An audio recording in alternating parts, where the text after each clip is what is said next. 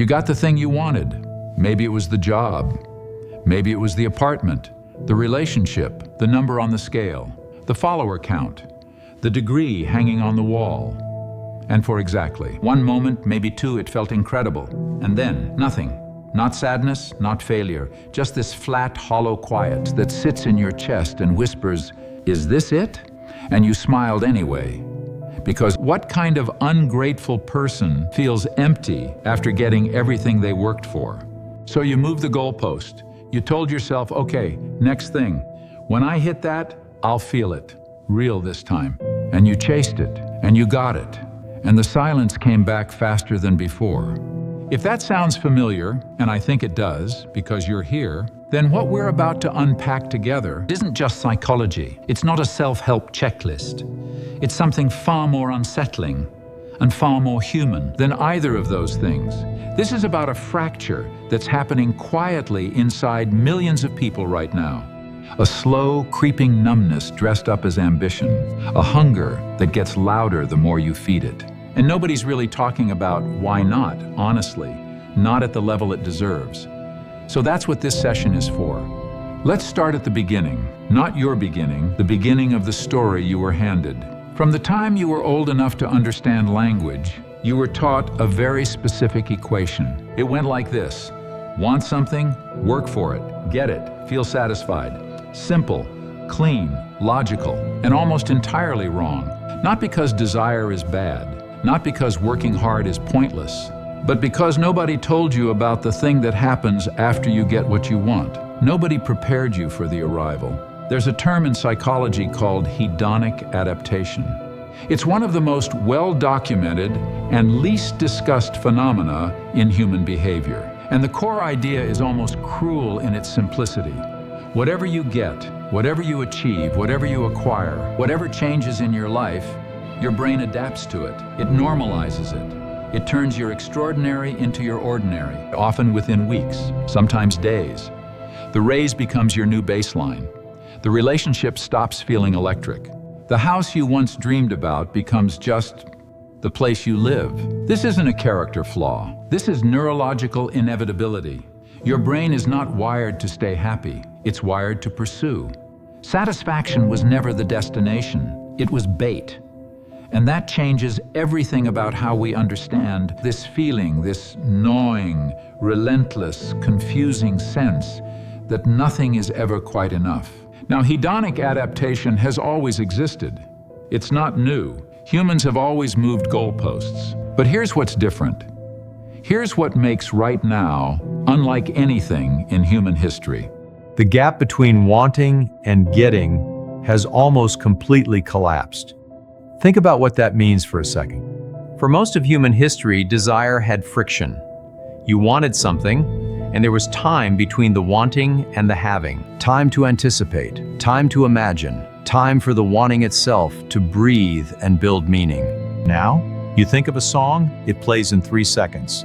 You want a product, it's at your door by Thursday. You want a distraction, there are 17 waiting for you right before you even finish forming the thought. We have engineered instant gratification so perfectly that we've accidentally destroyed the architecture of satisfaction. Because here's the thing about desire, it actually needs resistance to feel real. Longing, anticipation, the slow burn of working towards something. Those aren't just steps toward the reward, they are the reward. They're where meaning is built. They're where you develop a relationship with what you want. When you collapse that process, you get the object without the meaning attached to it. And an object without meaning doesn't satisfy, it just sits there. And your brain moves on before you've even put it down. This is why you can scroll for 90 minutes and feel less entertained than if you'd read a single book for an hour. This is why you can eat a meal while watching something and feel neither nourished nor entertained. This is why you can have a conversation while half reading a text and feel more alone after than before. We are consuming more than any generation in history, and we are satisfied by less. But there's another layer to this, and this one is a little harder to hear. Human beings have always compared themselves to others. It's evolutionary. Comparison is how we measured our standing in the group, and group standing determines survival. So the drive to compare isn't weakness, it's ancient wiring. But that wiring was designed for a world where your social group was maybe 150 people. People you knew, people whose full lives you could see. Their struggles, their losses, their bad days, their boring Tuesdays. Now your social group is essentially infinite, and every single person in it is presenting only their highest moments. The promotion, the vacation, the glowing relationship photo, the before and after, the milestone, the celebration, and your brain, that ancient, beautifully dumb piece of hardware, cannot fully distinguish between a curated performance and a complete life. It sees image after image of people thriving, and it concludes, unconsciously, automatically, everyone is doing better than you. Not just a little better, categorically, cosmically better.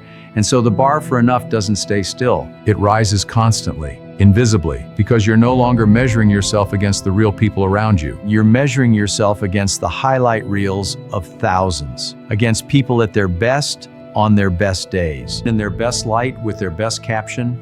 You cannot win that comparison. No one can. The game is structurally rigged. And yet the game never stops running in the background, even when you're not on your phone, even when you're sitting with people you love. That invisible measuring is still happening, quietly calculating, finding you short. Psychologists call this social comparison theory. But what it feels like from the inside is just a vague, persistent sense that your life is somehow behind, that you should be further, that everyone else got the instruction manual and you're just figuring it out as you go. And that feeling, that low grade, ever-present inadequacy, that's one of the most powerful engines behind the emptiness we're talking about. Here's where it gets deeper. When nothing feels like enough, most people assume they want the wrong things. So they change the goal. New relationship, new career, new city, new body, new aesthetic, new version of themselves packaged for a different audience. And the emptiness follows them there too, because the problem was never the goal. The problem is that somewhere along the way, most people stop knowing what they actually want in the deep, private, unperformed sense, and started wanting what they're supposed to want. Think about how your ambitions were formed. How early, how much of what you're chasing right now was chosen by you, and how much of it was absorbed from your parents' fears, your culture's values, your social circle's benchmarks, the algorithm's predictions about what someone like you should desire? This is not a small question. This is the question. Because when you're running towards something that was never authentically yours, getting it will always feel hollow. You'll stand at the summit of someone else's mountain and wonder why the view doesn't move you. There's a concept philosophers and psychologists both circle around: intrinsic versus extrinsic motivation. Intrinsic motivation is when you pursue something because it matters to you internally, because it aligns with who you actually are. Extrinsic motivation is when you pursue something for external reward, status, approval, money, visibility, belonging. Both can drive behavior, but only one sustains fulfillment. And the brutal truth is that most of modern life is structured to make extrinsic motivation feel like intrinsic motivation. The system rewards visibility, productivity, accumulation, achievement. And so we internalize those rewards as our own values. We dress up external pressure in the language of personal purpose. And then we're confused when achieving the thing leaves us cold. There's one more dimension to this that most conversations miss entirely, and it operates below the level of thought: your nervous system. We were designed for a world of relative quiet, punctuated by moments of intensity. Threat, resolution, rest. That was the rhythm, that was the biological contract. What we live in now is the opposite. Constant, low-grade, unrelenting stimulation.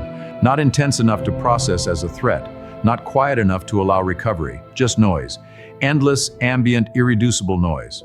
Notifications, news cycles, background screens, conversations that never fully end, work that follows you into your bedroom, rest that doesn't actually rest you. And when your nervous system is chronically overstimulated, something happens that most people don't realize. Your capacity for pleasure diminishes. Specifically, the intensity of stimulation required to feel something good increases over time.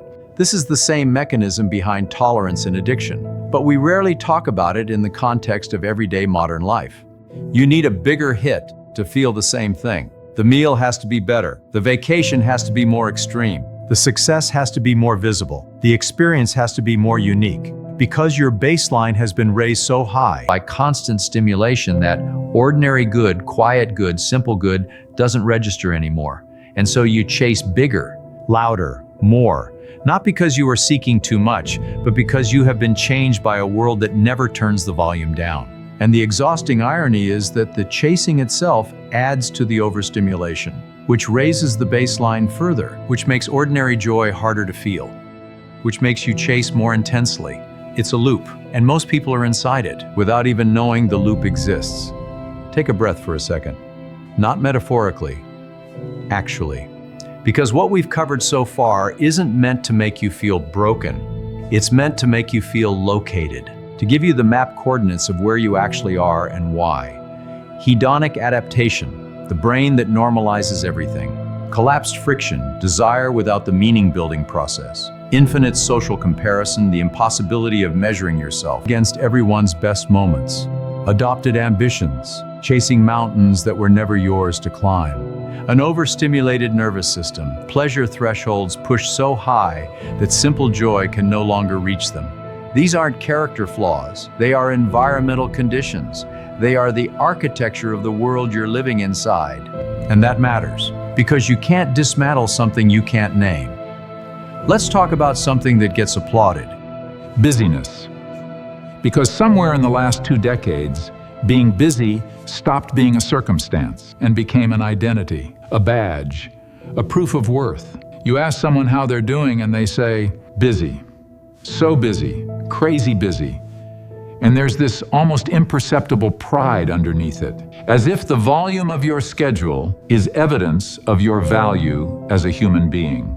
And here's the psychological truth beneath that, one that's genuinely uncomfortable to sit with. For a lot of people, busyness isn't ambition, it's avoidance.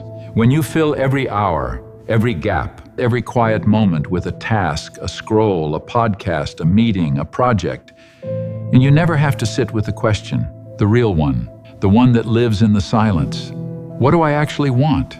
What am I feeling that I haven't had the courage to feel? Productivity can be one of the most sophisticated forms of self-avoidance ever invented, because it looks so responsible. It looks so healthy. Nobody stages an intervention for the person who works too hard. But the emptiness doesn't care how impressive your calendar looks. It waits.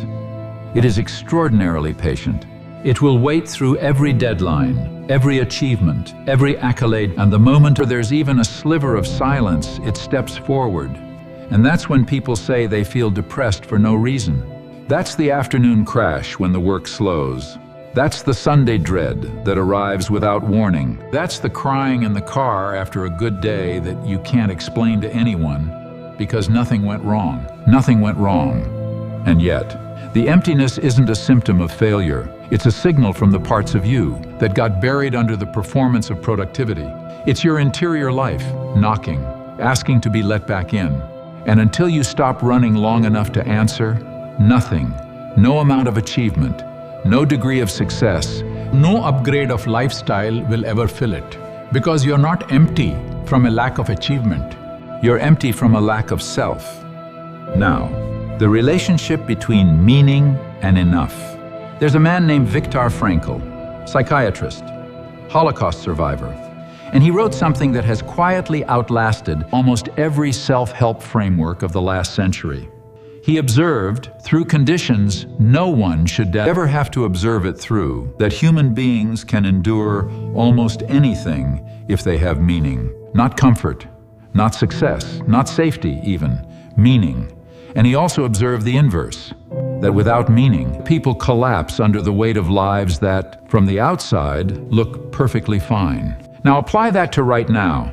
We live in what is arguably the most materially comfortable period in human history. The access we have to food, shelter, medicine, entertainment, connection, it would be unrecognizable to almost every human who ever lived. And yet rates of depression, anxiety, loneliness, and what researchers are now calling deaths of despair are climbing steadily across demographics, across income levels, across ages. The problem is not the absence of comfort. The problem is the absence of meaning. And meaning is not something you find. It's not something you stumble across. It's something that emerges from a specific kind of engagement with life, and that engagement is exactly what our current world is structured to interrupt. Meaning comes from contribution, the sense that what you do matters beyond your own benefit. Meaning comes from struggle chosen freely, not suffering imposed, but difficulty engaged willingly because it leads somewhere real. Meaning comes from connection, not followers, not network contacts, but the kind of relationship where you are truly known, in your mess, in your contradiction, in your full, complicated humanness. Meaning comes from coherence, the sense that your life tells a story that makes sense, that your past connects to your present, which is pointing somewhere real. Strip those away and replace them with comfort, convenience, and constant stimulation, which is more or less what modern culture offers as its primary product, and you get lives that feel meaningless regardless of how well appointed they are. You get the apartment and feel nothing. You get the relationship and feel nothing. You get the promotion and feel nothing. Not because you're broken, because you've been given everything except the thing that makes everything feel like something. Now, what desire actually is. I want to reframe something fundamental. Most people treat desire as a problem to be solved. You feel desire, you satisfy it, problem solved. That's the consumer model. That's the model baked into almost every advertisement ever made. But desire is not a problem. Desire is information. When you feel that aching, restless, hungry wanting for more, for something, for anything different, your brain is not malfunctioning. Your soul is not broken. Something inside you is trying to communicate. The question isn't, how do I satisfy this desire? The question is, what is this desire actually pointing at? Because desire almost always has a surface request and a deeper one. And we are brilliant at satisfying the surface request while completely ignoring the deeper one. You want the new phone, but what you actually want is the feeling of being current, capable, seen as someone who has their life together. You want the new relationship, but what you actually want is the feeling of being chosen, of mattering to someone, of not being alone with yourself. You want the recognition at work, but what you actually want is to feel that your effort means something, that your existence has impact, that you are not interchangeable. None of those deeper wants are satisfied by the surface objects. And so the wanting continues, and you keep feeding it surface objects, and it keeps giving you surface satisfaction that dissolves in hours. The reason nothing feels like enough is not that you're getting the wrong things, it's that you're getting the wrong type of thing entirely. You're answering the wrong question over and over with increasing speed and precision. Now, here's the part of this conversation that I think carries the most weight. Underneath the restlessness, underneath the compulsive achieving, underneath the scrolling and the striving and the constant quiet dissatisfaction, there is grief. Grief for the life you thought to be living by now. Grief for the version of yourself you believed you'd become. Grief for relationships that didn't hold, for paths not taken, for a younger self who had such specific and tender ideas about how things would feel. And it's unprocessed, because we don't have a framework for it. We have grief rituals for death. We have language for loss of people. But for this, the quiet, accumulating grief of an ordinary life that doesn't match the life you imagined, nobody gives you words for that. Nobody builds you ceremony, so it just sits there, unacknowledged, unprocessed, quietly heavy. And because it's never named, Never held, never moved through, it does what unprocessed grief always does. It transmutes. It becomes restlessness. It becomes the urge to constantly reach for something different. It becomes the feeling that there must be something more, because accepting what is would mean admitting a grief that nobody ever told you was legitimate. So you keep moving, you keep striving, you keep believing the next thing will crack something open, because stopping would mean feeling something that feels too large to survive. But here's what's true, and this is worth sitting with, even if it's uncomfortable. You can survive the grief. You have already survived everything that has happened to you so far, including things you were certain would break you. This is no different. In fact, allowing yourself to feel the weight of the gap between the life you imagined and the life you have, not in defeat, not in bitterness, and in honest reckoning, is one of the most psychologically courageous things a human being can do. Because once you grieve it properly, you stop running from it. And once you stop running, you can finally turn around and look at what's actually here. And sometimes, not always, but sometimes, what's actually here is more than you were able to see while you were moving so fast.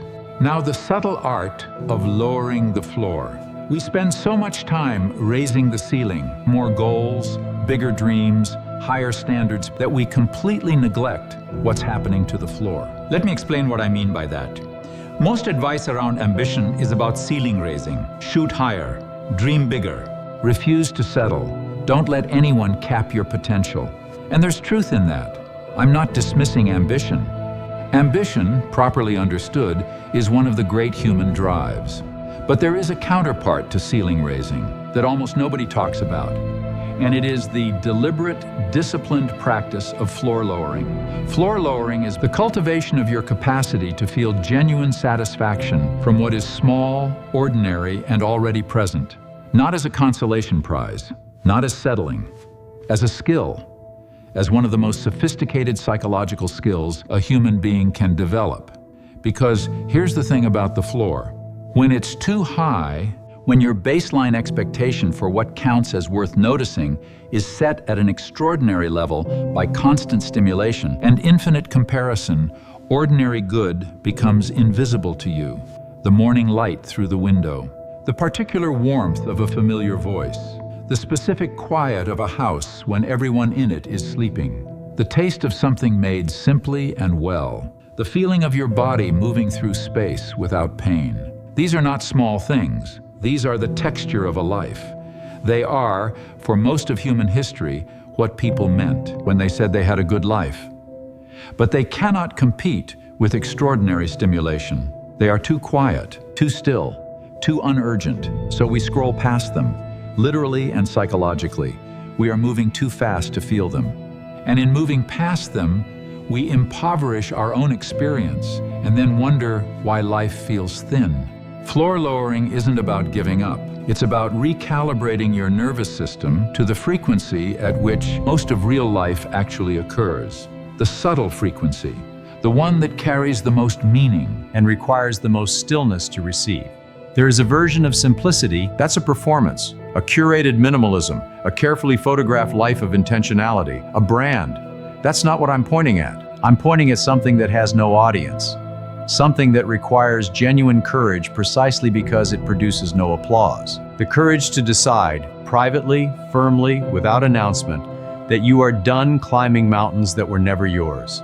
That you are willing to sit in the discomfort of not knowing what comes next, rather than filling the void with the next prescribed milestone. That you would rather feel the actual texture of your actual life than chase a feeling of enough that keeps relocating itself just past the next achievement. This is not resignation. This is not depression dressed up as philosophy. This is what psychologists call self-determination theory in practice, the recognition that autonomy, genuine connection, and competence in things that actually matter to you are the three pillars of lasting psychological well-being.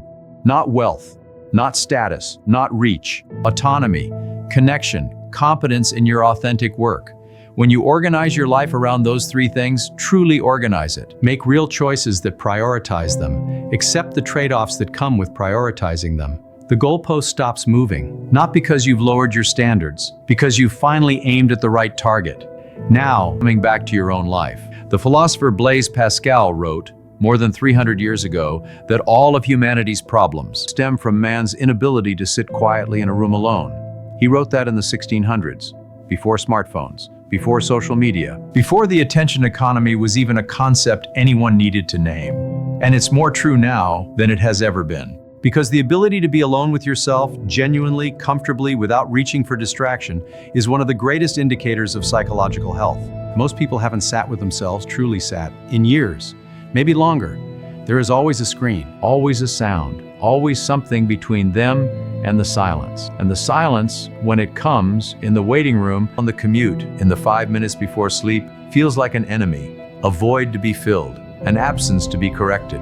But that silence is not empty, it is full. It is where you actually live, it's where your real thoughts move, where your authentic desires surface, where your body tells you what it actually needs, where your instincts, not your conditioning, not your social programming, but your actual gut has a chance to speak. Coming back to your own life begins there. in the uncomfortable, unfamiliar, necessary quiet. It doesn't require a retreat. It doesn't require a radical life overhaul. It requires only that you spend a few minutes each day without giving your attention to anything outside yourself. That alone, over time, begins to change the calibration, begins to lower the noise floor, begins to make the quiet good visible again. Now, what enough actually feels like. Let me tell you what enough doesn't feel like. It doesn't feel like explosion. It doesn't feel like arrival, like the dramatic. It's a cinematic moment of finally landing somewhere and knowing you've made it. Enough is quiet, almost anticlimactic, by the standards we've been sold. It feels like being in a conversation where you're not thinking about what you'll say next. You're just actually listening. It feels like eating a meal and tasting it, not photographing it, not rating it, just tasting it and finding it genuinely good. It feels like looking at your life on an unremarkable Tuesday evening and feeling, without effort, that it is fulfilling. Without argument, without convincing yourself, this is mine, and it's real, and I'm actually here for it. That feeling, that quiet, unspectacular, unpostable feeling, that is what the chasing is actually looking for. That is what all the ambition and acquisition and achievement is trying to produce at its deepest layer. And the devastating irony is that the chasing is one of the primary things that prevents you from accessing it. Because enough cannot be reached by pursuit. It can only be recognized by presence. You don't get there by getting more. You get there by finally stopping long enough to notice what was there the whole time. None of this means stop caring. None of this means abandon your goals, sell your belongings, and disappear into comfortable stagnation. There is a kind of ambition that doesn't leave you empty. It's the ambition that is oriented not toward having, but toward becoming. Not toward destination, but toward the quality of the journey itself. It's the ambition of the craftsperson who cares about getting genuinely good at something, not because of what it earns, but because mastery has its own deep, sustainable satisfaction. It's the ambition of the person who commits to a relationship not for what it provides, but for the depth that only genuine, long-term investment in another human being can produce. It's the ambition of the parent, the teacher, the mentor, the ambition oriented entirely outward, toward impact, toward someone else's becoming. That kind of ambition doesn't exhaust you. It doesn't leave you hollow at the summit, because the summit isn't the point. The becoming is the point, and becoming never ends. So there's always somewhere real to go. And here's what happens when you shift your orientation in that direction. The external rewards don't necessarily go away. Success can still come, achievement can still happen, but it stops being the oxygen. It becomes a byproduct, sometimes, of doing what actually matters. And byproducts don't control you. You can hold them lightly. You can be pleased by them without being defined by them. And when they don't come, the work still meant something, because the work itself was the point. That's a completely different relationship with your own life. And it's available to anyone willing to do the harder, quieter, less applauded work of figuring out what they actually care about and why. So let me bring this back to where we started. You got the thing, and the silence came back. And for years, maybe for your entire adult life, you've been treating that silence as a malfunction, as proof that something is wrong with you, as a problem requiring a solution, a void requiring a filling. What if it isn't? What if that silence, that flat, aching, implicit quiet is not a void at all? What if it's a compass? What if the reason nothing feels like enough is not that you haven't found the right thing yet, but that your entire attention has been oriented toward things that were never capable of producing enough by design? What if the hunger isn't pathological? What if it's directional? What if it's been trying this whole time to point you away from the noise, away from the accumulation, away from the comparison, away from the performance, and toward something quieter, truer, more completely yours?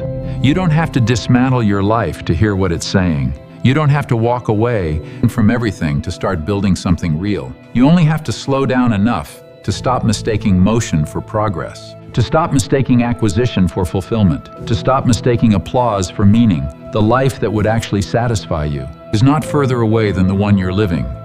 In most cases, it's closer, it's underneath, it's in the version of your days, where you're fully present instead of half performing. It's in the conversation you actually had instead of the one you posted about. It's in the quiet after the work, when nothing needs to happen, and something in you exhales. It's in the moment you stop eating to be impressive, even just for an hour, and discover that underneath the performance, you are still entirely, unapologetically enough. And if your goals list is longer than your patience, you're doing it wrong. There are only 3 that actually matter. If you want to know the only 3 goals worth chasing, click on the video on your screen right now. And don't forget to subscribe ThoughtLicks. I'll see you there.